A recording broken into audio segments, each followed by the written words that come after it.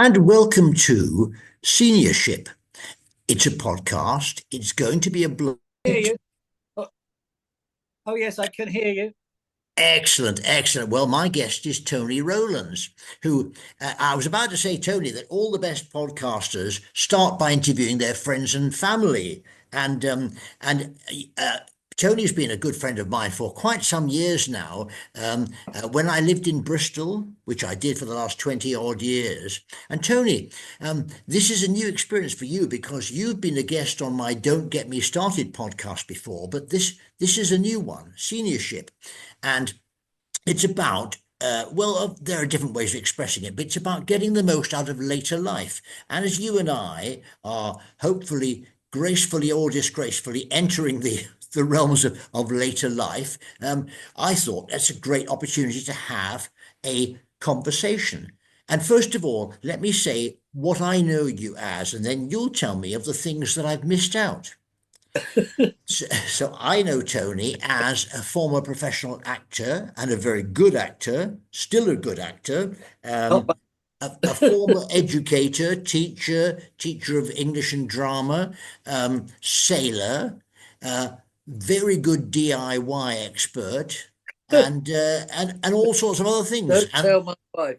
And So, Tony, what I'd like to talk about today mostly is, and I think this is recording now. Yeah, it is recording. Yeah, what I'd like to talk about now is what we used to call hobbies. I don't know what people call them nowadays, but because you have several of them, do you not? Well, I would say I would. I do. I hike. I've given up sailing mainly because I found the boats just too heavy. I'm 77, Yes. which these days isn't that old, Mm. but getting a boat out of the water, and also sailing isn't actually that good for you. You don't really do much. You just sit there and handle the old rudder. Whereas walking is good. I don't walk 10, 15 miles anymore. I do 5 miles. Yes. Uh, it's one of my interests. I suppose I have social interests. Yes. I also run my own podcast, and Yes. I do. If people ask me to, I still do theatre stuff, which I've just done in Bristol this year. But I also I would say the key, in my view, of handling what you're calling seniorship. Although I've never been invited to be senior of anything, I've always been up the back with a spear, if you know what I mean. But Don't I think don't the, undersell yourself, Mr. the Rowlands. key the Yeah. key is to be interested. I mean, Yes. I think one of the really big problems these days is that we're constantly being told we're not that important. And I think to to acknowledge that you are important, that you are unique, and you are interested. I mean, I on one of our walks a couple of weeks ago, we arrived in a place called Boscombe Down, very near Salisbury. And Boscombe Down hosts what is called an aviation collection. Now, you All might right. not be interested in vintage aeroplanes, and I can't say I spend my entire life thinking about them, but we went to this old hangar, an old RAF hangar, with about 20, 30 full size vintage jets from Oh, the RAF period. And a lot of quite elderly people walking around with spanners and fixing these old jets. It's the most yes. extraordinary and wonderful experience. The other thing is, they let you sit in these jets. So you can Really? sit, yes, you can sit in a Hawker Hunter, you can sit in a Jet Provost, you can sit in a Lightning. I mean, all the Wow. great of British aviation that before it was, in my view, destroyed by the Americans. You know, Yes. we were at the forefront of Yes. aviation, both military Civil. uh, and Civil. airliners and whatnot. These are military planes, and they Yes. are fascinating. They're also building or rebuilding the front of a Lancaster bomber, Oh, and we right. were go through it with someone who was giving us a lecture. So, can I say no, it's not one of the great interests of my life. I'm more a boaty sort of person or a righty sort of person. But that we did that, and then in the afternoon we climbed up to a Neolithic hill fort, which is another of our interests. And from the top, the view was dramatic, and you could see Salisbury Cathedral. Now, Oh, now this actually, I mean, it did cost us money to get into the AV. I think it was about £8, £9, something like that. yeah, yeah. Each. There's a cafe there. You can have a cup of coffee. Going up to the hill fort costs you nothing. Yes, A lot of people of our age think I can't do this because it's going to cost money. yes. My response to that, my riposte, is that like you, I've been given a travel card. Yes, And if you're over 65, or I got mine at 60, you can get on a bus and go anywhere. yes. I live in Bristol, Yeah, yeah. and I often go to Glastonbury or the other way on a bus if I'm not going out with my mate walking. Yes, You live in Bristol. Curiously enough, rather sadly, I was at a funeral yesterday, yeah. and one of the guys at the funeral, who I do know very well, lives in Birmingham. Oh, Well, right. and he was like, I was saying, oh, what a wonderful place. And Yeah, I do think it is. I don't think you could ever be bored in yes. Birmingham. I No, don't think you could ever be bored in Birmingham. But he was saying, oh, no, it's absolutely wonderful. And his tip for the top, he said, was Digbeth, which is Digbeth. just behind the Birmingham New Street station. Correct. And Yes. he said, oh, it's full of little independent shops and bars and very possibly not for people of our age, but it's like A bit too trendy for us, you mean? a young. But anyway, I want you. Yes, I've come here as an acolyte, and yes, I want you to explain to me yes. what it is you think seniorship is all about. What is it? Well, I would first of all echo a lot of what you say um, about being interested, in other words, never to lose the curiosity which we had as kids. Now, I know, for example, you've got grandchildren and they're a very important part of your life. I've now got one Very, grandson and very he's a important. very important part of my life, and he's the reason basically that I moved from Bristol, where I had 20 very happy years, I to Birmingham, where I now live. And you're right, Birmingham's a fascinating place. And so he's fascinating, partly because he's my grandson, and also because he's curious. He wants to find out about things. So I think that's a lot of it, really. Never to lose the curiosity that we had as kids, I and to agree. stay active. And you said some of us are told that we're no longer interesting, no longer important. And I think sometimes people don't realize that to be interesting, it's important to be interested, which is the word you used. So, in other words, if you're not interested in everything, if you're easily bored, you can't be surprised if everyone gets bored with you. So, staying interesting, sorry, interested and curious, staying active, both physically and mentally, I think they are really, really important. And connections with people, with friends, with family, that is so important. And so, I yeah, agree. yeah, I yeah, agree. yeah, yeah, And your point about, I mean, I've got 4 grandchildren now who yes, I absolutely dote on, yes. except we've just had Christmas, and I have an ambition that one day someone will say to me, "Nice Christmas," and I will say, "Oh, very quiet," because I have never had a quiet Christmas. Our Christmas is, I mean, I love Christmas, and it's a huge family thing in my family, and they're always noisy. This one Yes. was this one was deafening because 2 of my grandchildren were given karaoke machines All for right. Christmas, and as soon as they were unwrapped, they were off. And the other thing is that Christmas, we are getting a bit past it because they come to us for Christmas, Yes, and yes. 3 huge family, 10, 12 people for Yeah. a lunch family or an evening meal. meal. Yeah, yeah, yeah. Uh, Bethan was my wife, but lovely Bethan was saying, "Oh, next year, why don't we go and hire a cottage Oh, with yes. one room?" And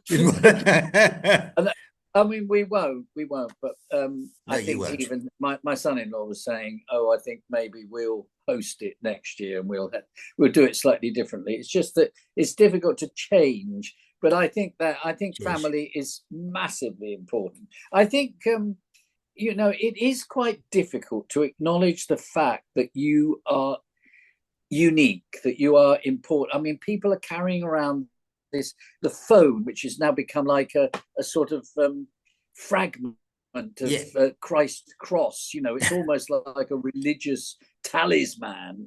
Yes. And I'm all for talismans. Always going up Glastonbury Tor and Oh, yes. intoning chants and whatnot. But I think the thing about social media, it is really, it's an advertising medium, and it's Yes. there to basically tell you you're not that important unless you buy something, and then you're not important because you've got to buy something else. And also these social media platforms, as we've now seen, the abject betrayal of their any kind of morality that they ever had by supporting Genuflecting in front of this Trump. this Yeah, yeah. ludicrous clown who's poised to debase the U.S. Congress, which I can't believe. This is America, the greatest country on earth in terms of literature, in terms of painting, in terms of landscape. Now has this stunted idiot as their spokes. I'm sure we'll live through it. We've had Boris We Johnson, will. after all, another repulsive charlatan, but there are good people out there. There. I don't know if I can just mention something I've mentioned before. When I was a student, I discovered this a group of American psychiatrists Oh, really? who had tried to encapsulate the messages of television. This is before social media. And they Okay. said there are 5 messages, and they are: watch, don't think, we'll do the talking, eat now, and you're ugly. And they are the messages. And I said the messages of this school are: choose, think, you're important. Um, Yes. but That basically, so you're unique. And I think they're the messages of social media. We'll do the talking. We're important. You aren't. I think seniorship, a good, positive seniorship, is saying, no, no, I'll choose. I I'm important. choose, and Because I've got lots to contribute, and I want to carry on contributing that's, in whatever that, way suits me. that's the whole point. Everyone has got something. I mean, I live in a very watery city, and Yes. there's all sorts. I just enrolled in an urban forest. I'm Yeah. going to go out with my eldest daughter and her tiny baby, and we're going to plant trees. I've given them some money, not much because I haven't got much. Yeah. But there's also my friend lives right on the harbour, and he Yeah. goes picking up litter Yeah. on this the feeder canal, Yes. and he gets a heck of a lot out of it. It's something that doesn't cost any money. He puts in an hour a week or something. But I think to be involved in, whether it's a rambling group or these wonderful old guys in Boscombe Down fixing up old aeroplanes, or there's the groups on the docks who fix up old boats, which I used to do before I Yes. became Oh, decrepit. You know, Can I stop you there? Well, I remember, because you know how it is. We think of something, and then 2 minutes later we've forgotten it. oh, Downside of being our age is this: you and I. You said older chaps fixing up planes or boats, but also you and I had another interest in common, which was railways, heritage railways. Now, in Bristol, you probably know this. Up at oh God, what's that big house on the edge of Bristol with a great big parkland? oh, Ashley Ash Park, you mean? Ashley Court, isn't it? Yeah. Ashton Court, yes. Ashton Court, yes. In Ashton. Ashton, in the grounds, in the massive grounds of Ashton Court, there is a miniature railway. I guess you know this. And I if, know it. I know it so well because I go up there regularly. It's well, one. you will always see older chaps, I always say older rather than old, older chaps going around with oily rags and spanners or whatever it is, fixing those trains because there are lots of them and they keep them going and they're remarkable, aren't they? They are absolutely remarkable. I have to. I don't think I mentioned it before, but my wife comes from Aberystwyth, Yes, and we do go up there fairly regularly. And whenever I go up, I have to go up on this narrow gauge railway to a place ah, called Devil's Bridge, which is deep in the mountains. It's probably the most spectacular narrow gauge railway in Wales. yes, And I went up in the summer and I added a walk. There's yes, a huge valley at the top of Devil's Bridge called the Mannock Valley. So I did a walk, and it was a beautifully sunny day. I did a 5 mile walk and then took the train back down. And that was what I would call a perfect day out. Now, it's not cheap to go on the railway, it's about £25. yeah, But I would say save up, you know, it's like what does the National Trust cost us? It's about £2.30 a week.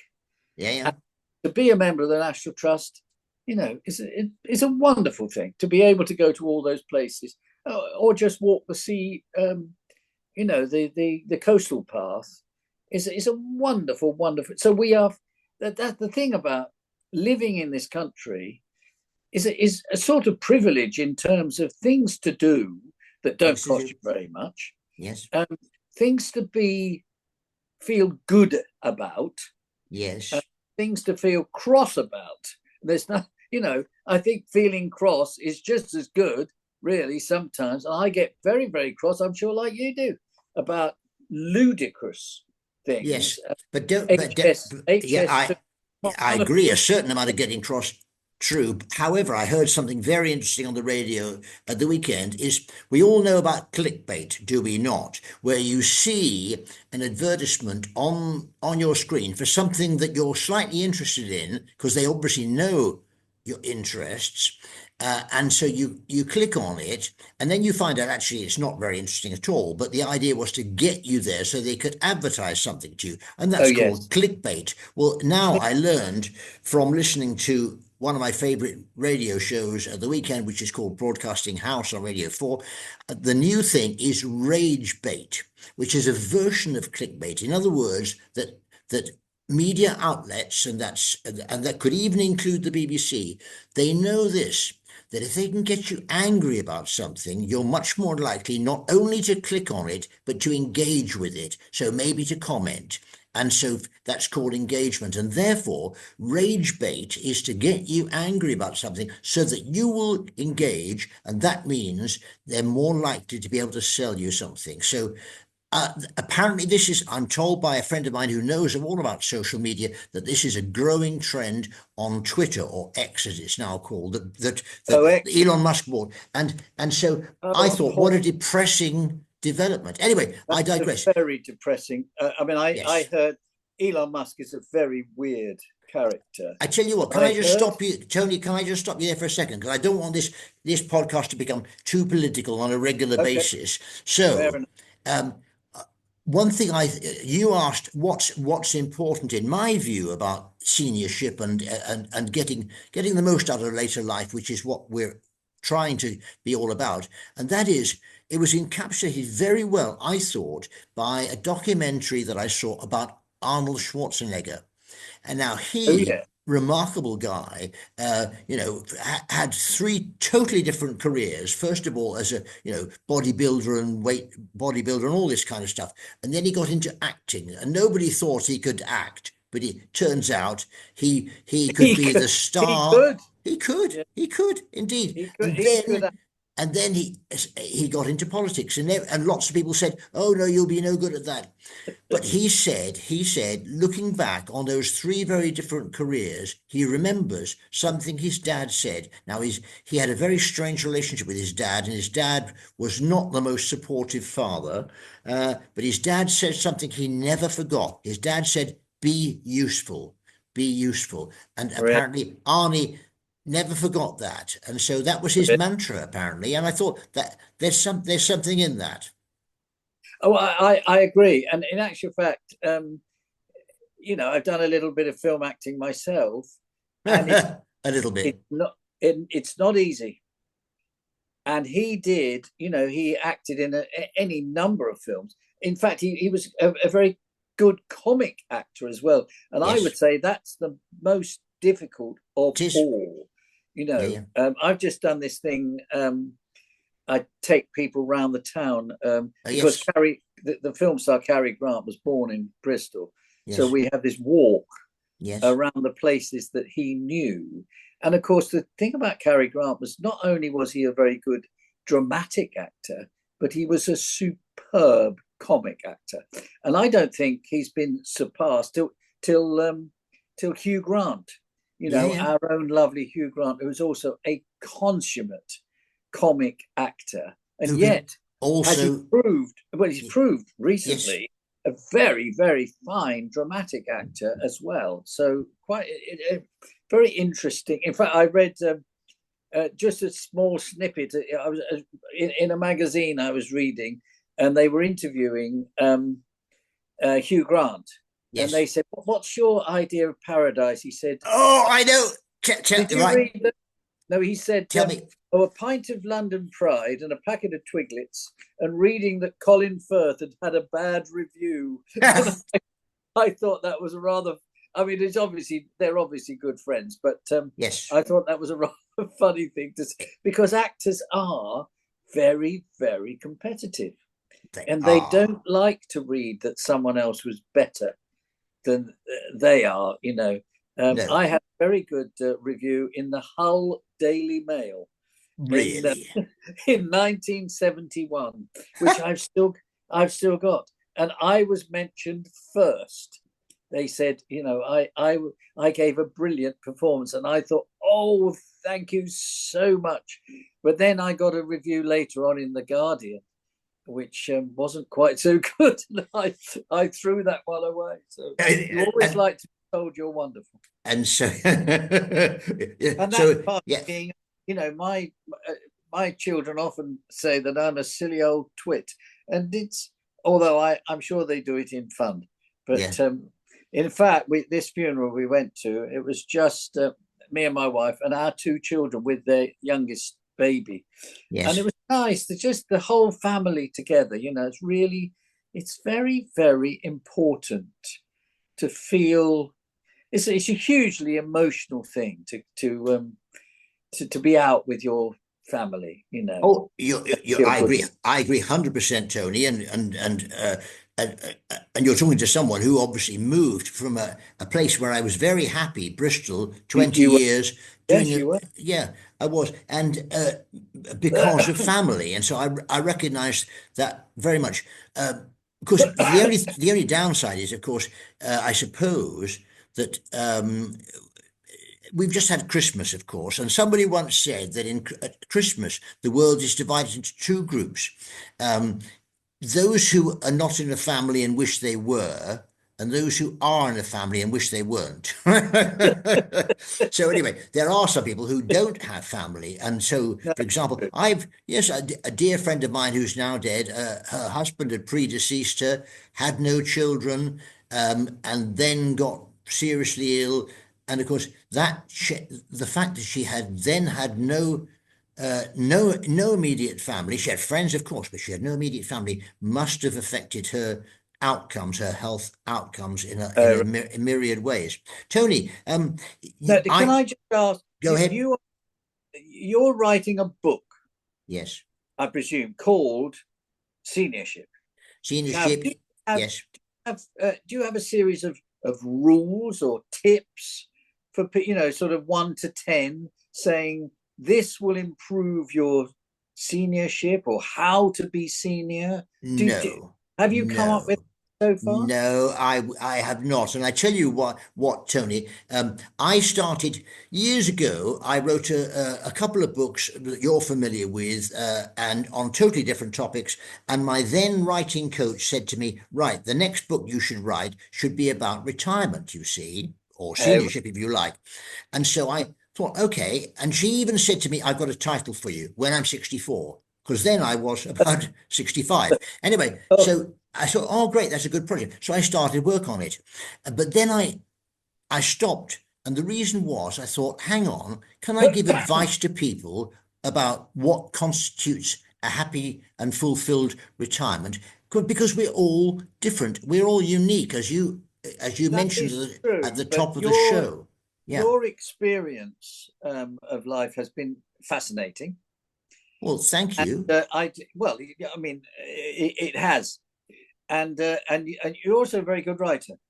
So I think, maybe there are sort of areas that you would want to suggest to people in the. I mean, I'm looking Yes. for when does this book come out? No, the book, Or, the book will follow the podcast, Tony, because a part of the book will use what we pick up from talking to what we pick up. Sounds terrible, doesn't it? From talking to people on the podcast, because we see people who participate, if you like, get involved in the seniorship project by being podcast guests.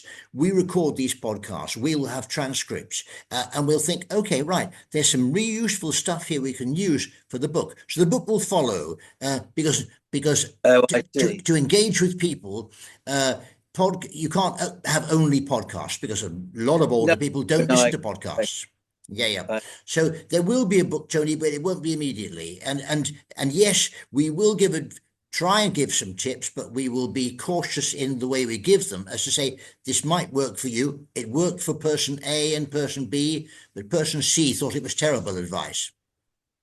I agree. I mean, I suppose my main view is that people should acknowledge their own uniqueness, their own power, if you like, rather than thinking, oh, I'm not, there's loads of people out there who are better looking than me or more important, more powerful.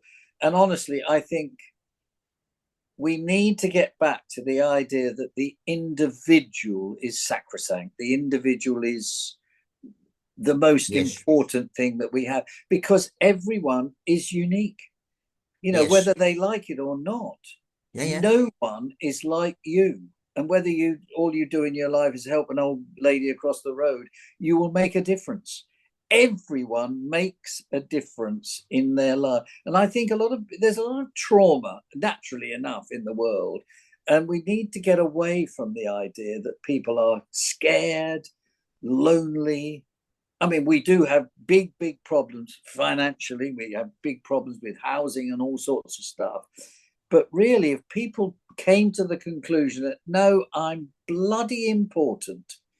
You Hmm. and I think. I mean, I'm vanity. I mean, I think I'm wonderful. It's only. I mean, my children and my wife bring me down to earth. You silly old.